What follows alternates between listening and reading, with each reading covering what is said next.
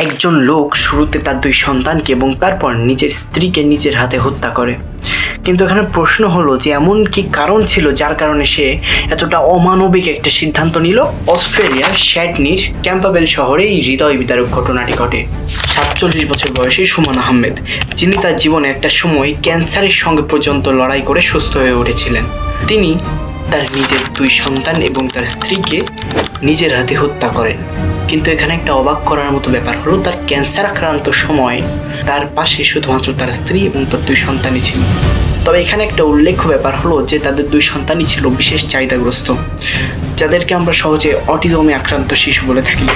পরিবারের চাপ, সন্তানদের দীর্ঘমেয়াদী পরিচর্যা এবং মানসিক চাপ সব মিলিয়ে সুমন আহমেদের জন্য পরিস্থিতি আরও বেশি জটিল হয়ে উঠছিল।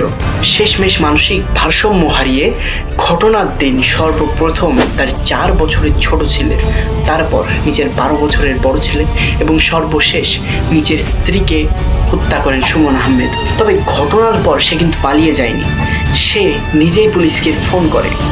শুরুতে সে তার বাড়িতে পড়ে থাকা 3টি মরদেহের কথা বলে, তবে পুলিশ ঘটনাস্থলে উপস্থিত হওয়ার পরে সে নিজেই পুলিশের কাছে স্যারেন্ডার করে। তবে এই ঘটনাটির সব থেকে বেশি দুঃখজনক মুহূর্তটি ছিল শেষ বিদায়ের দৃশ্যটি, যেখানে মা এবং তার দুই সন্তানকে একই কবরে শায়িত করা হয়েছিল। বাট এই ঘটনাটি আমাদের একটা কথা মনে করিয়ে দেয়, বিশেষ চাহিদা সম্পন্ন শিশুগুলোর পরিবার কত বড় মানসিক এবং সামাজিক সংঘর্ষের ভিতর দিয়ে তাদের দিন অতিবাহিত করে। মানসিক চাপ কোনো অবহেলা করার মতো বিষয় নয়, সাহায্যের প্রয়োজন পড়লে সাহায্য চাওয়াটাই সব থেকে বড় সাহস।